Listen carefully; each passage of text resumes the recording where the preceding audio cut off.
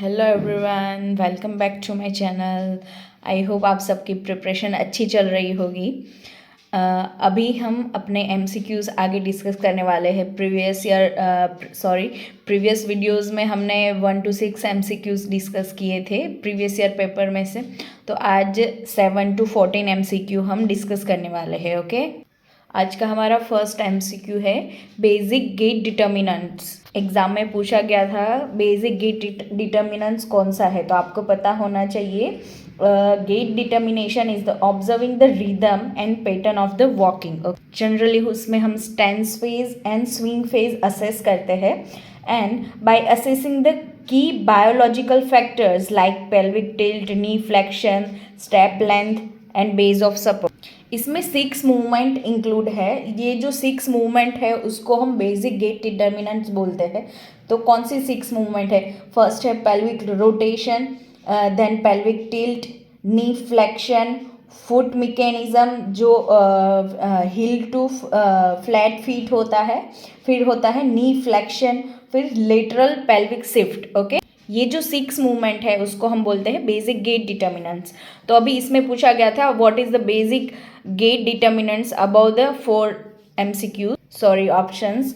तो arm swing नहीं आएगा, शोल्डर रोटेशन नहीं आएगा, ट्रंक फ्लेक्शन भी नहीं आएगा। तो क्या होगा? Right answer is the pelvic rotation. Next MCQ है पॉजिटिव ऑर्टोलानी साइन। जो ऑर्टोलानी साइन है वो क्या है? ऑर्टोलानी साइन जनरली हम इन्फेंट्स में एग्जामिनेशन करते हैं। It's palpable clunk felt during the physical examination and femoral head slips from the dislocated position। अभी जो इन्फेंट में हम एग्जामिनेशन करते हैं उसके टाइम पर जो पॉजिटिव फाइंडिंग्स होते हैं उसको असेस करना है। और वो कहाँ पर हम असेस करते हैं? Generally into the hip socket और एल्स एसिटाब्यूलम के आसपास जब हम एग्जामिनेशन करते हैं तब हमें फील होता है। While the gently abduct the hip. अभी जेंटली हम हिप को अबडक्ट करेंगे तब हमें जो क्लंक फील होता है ड्यूरिंग द फिजिकल एग्जामिनेशन उसको ऑर्टोलानी साइन बोलते हैं। तो वो किस में होता है? पॉजिटिव है congenital dislocation of hip, CTEV, Erb's palsy, congenital heart disease. तो इसका राइट आंसर होगा कंजेनाइटल डिसलोकेशन ऑफ हिप, जो हम हिप डिस्प्लीजिया बोलते हैं वाइल अबडक्ट द हिप। तो उसमें हम कैसे एग्जामिनेशन करेंगे? जो इंडेक्स एंड मिडल फिंगर होगी on the greater trochanter and the thumb on the inner thigh. Thumb को हम इनर थाई में प्लेस करेंगे, इंडेक्स और मिडल फिंगर को ट्रोकेंटर पर प्लेस करेंगे। देन हिप को जेंटली अबडक्ट करेंगे। तो जब अबडक्ट करेंगे तब क्लंक फील होगा, उसको ऑर्टोलानी साइन बोलेंगे। जनरली CDH जो कंजेनाइटल डिसलोकेशन हिप होता है उसमें पॉजिटिव होता है। ओके, नेक्स्ट एमसीक्यू है हमारा gender, age, education is example of which component. तो ये जो क्वेश्चन है वो ICF का है। ICF is the international classification of functioning disability and the health. जो ICF का क्लासिफिकेशन होता है उसमें जो फैक्टर्स दिए गए उसके बेस पर ये MCQs पूछे गए। तो इसका राइट आंसर तो पर्सनल फैक्टर होगा। पर आगे 3 ऑप्शंस भी हम देख लेते हैं। जो कॉन्ट्रेक्चुअल फैक्टर है उसमें जनरली एनवायरमेंटल फैक्टर इंक्लूडिंग होता है, लाइक वर्क, फैमिली, कल्चर एटेक्स्ट्रा। और जो इंट्रिंसिक फैक्टर है उसको हम पर्सनल फैक्टर को हम इंट्रिंसिक फैक्टर भी बोलते हैं, जिसमें हम age, gender, education and lifestyle को इंक्लूड करते हैं। अभी नेक्स्ट MCQ है जनरली हार्ट साउंड के बारे में पूछा गया था। Heart sound for the atrioventricular valve closure. जो एट्रियोवेंट्रिकुलर वाल्व क्लोजिंग होता है तब कौन सा हार्ट साउंड सुनाई देता है? एट्रियोवेंट्रिकुलर वाल्व किसको बोलते हैं? तो ट्राइकस्पिड एंड माइट्रल वाल्व का जो क्लोजिंग होता है उसको हम एट्रियोवेंट्रिकुलर वाल्व बोलते हैं। ये कब होता है? जब वेंट्रिकुलर कॉन्ट्रैक्शन होता है ड्यूरिंग द कार्डियक साइकिल, उसको बोलते हैं हम। तो तब हमें S1 साउंड सुनाई देता है। अभी जो S2 साउंड है वो पल्मोनरी एंड एवोटिक वाल्व के क्लोजर के टाइम पर सुनाई देता है, जिसको हम सेमील्यूनर वाल्व भी बोलते हैं। जो S3 साउंड है वो ड्यूरिंग द अर्ली डायस्टोल हमें सुनाई देता है, जब rapid feeling of the ventricular during the diastole के टाइम पर जो रैपिड फीलिंग होता है उसके टाइम पर हमें S3 साउंड सुनाई देता है। S3 साउंड है वो जनरली चिल्ड्रन में होता है, एडल्ट में बिलो 30 होता है, और मेजरली एबनॉर्मल की बात करें हम तो पैथोजेनेसिस की वजह से भी हो सकता है, लाइक कार्डियक मायोपैथीज हो गया, एवोटिक एंड माइट्रल रिगर्जिटेशन हो गया, या पेरिकार्डियाटिस हो गया। ओके, अभी जो ये S4 साउंड है, S4 साउंड कब सुनाई देता है? Before the S1 in the late diastole. Diastole का पीरियड जब स्टार्ट होता है उसमें इस S1 साउंड से पहले हमें सुनाई देता है S4 साउंड। वो क्या होता है? Describe the rhythm produce by the fourth sound. Okay, generally at the on the heart of apex हमें सुनाई देता है। इसको हम एट्रियल गैलोप भी बोलते हैं। जो ये S4 साउंड है उसको एट्रियल गैलोप साउंड भी बोलते हैं हम। ओके, जब हाइपरट्रॉफी, कार्डियक मायोपैथीज और सिस्टमिक हाइपरटेंशन होता है तब हमें S4 साउंड सुनाई देता है। अब सेंटर ऑफ ग्रेविटी में के बारे में पूछा गया था नेक्स्ट MCQ में, in the children COG at the level of. तो उसके लिए आपको पता होना चाहिए first what is the COG। तो centre of gravity is the imaginary point where the objects entire in the weight seems to be concentrated acting as the balance point. Okay, तो जब हम कोई भी एक्टिविटी करते हैं तब स्टेबिलिटी एंड मोशन को बैलेंस करने के लिए जो सेंट्रल पॉइंट होता है उसको हम सेंटर ऑफ ग्रेविटी बोलते हैं। उसके जब COG के टाइम पर क्या होता है? Weight is the evenly balance, okay, in all direct. और आपको इसके लिए एडल्ट और चिल्ड्रन दोनों में याद रखना है, जनरली S2 ही होता है। एडल्ट में भी S2 होता है, चिल्ड्रन में भी S2, जो सेकंड सैक्रल वर्टिब्रा है उस पर। बट कभी कभी एडल्ट में ये भी पूछ लेते high in which condition, low in which condition.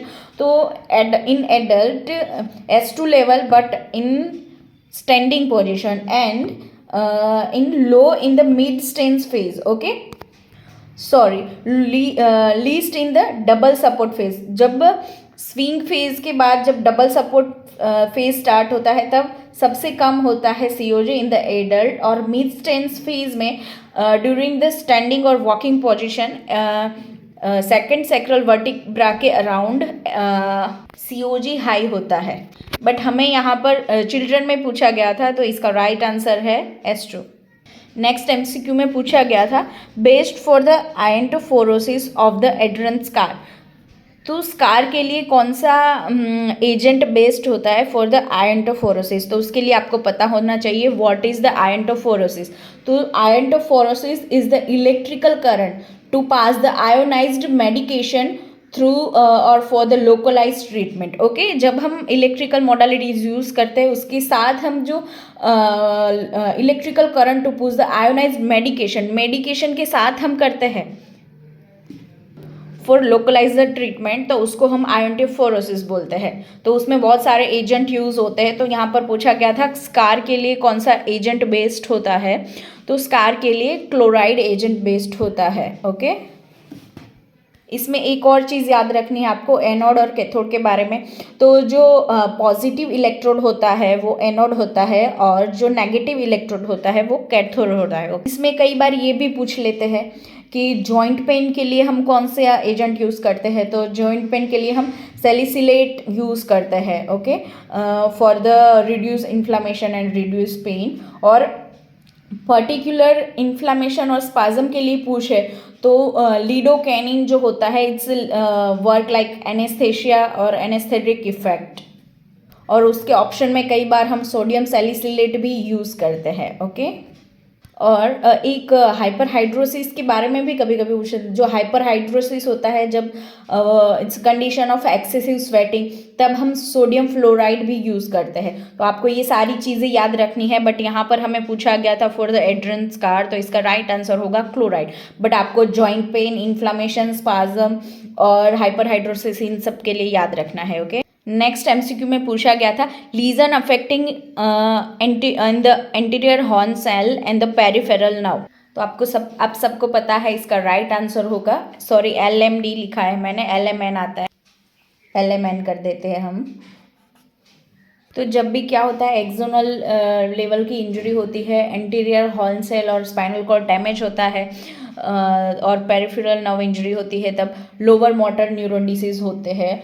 और जो सेंट्रल नर्वस सिस्टम में सेंट्रल कॉर्टेक्स और ब्रेन स्टेम यानी कि कॉर्टिकोस्पाइनल ट्रैक्ट जब अफेक्ट होता है तब अपर मोटर न्यूरॉन डिसीज होते हैं। फॉर एग्जांपल स्ट्रोक और cardiovascular accident.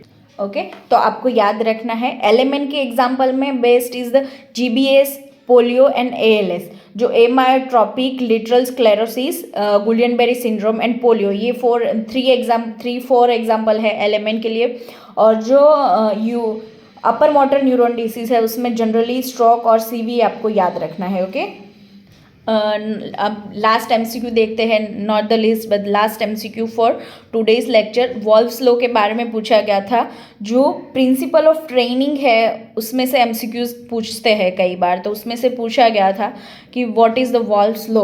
Okay, Wolff's law किसके लिए यूज़ होता है, तो इसका राइट आंसर है ओवरलोड प्रिंसिपल। आपको याद रखना है ओवरलोड प्रिंसिपल। यहाँ पर ओवरफ्लो भी दिया गया है बट ये ओवरफ्लो के लिए नहीं है, ओवरलोड के लिए है। तो जो ओवरलोड प्रिंसिपल है वो क्या कहता है, तो वॉल्फ्स लॉ ये कहता है जनरली जब हम लोड इंक्रीज करते हैं ड्यूरिंग द एक्सरसाइज और द ट्रेनिंग तो क्या होता है, मसल उसको अडॉप्ट करने के लिए ट्राई करता है, तो उसको मस्कुलर अडप्टेशन बोलते हैं। और मस्कुलर अडप्टेशन क्या करता है, it's result into the growth. Okay, growth में कन्वर्ट करता है, तो उसकी वजह से ग्रोथ फास्ट होता है। तो इसीलिए हम बोलते हैं स्ट्रेंथनिंग एक्सरसाइज और स्ट्रेंथ ट्रेनिंग प्रोटोकॉल करवाना इंपॉर्टेंट होता है फॉर द फास्ट रिकवरी। और ये जो ओवरफ्लो प्रिंसिपल है, ओवरफ्लो प्रिंसिपल हम न्यूरो में यूज़ करते हैं।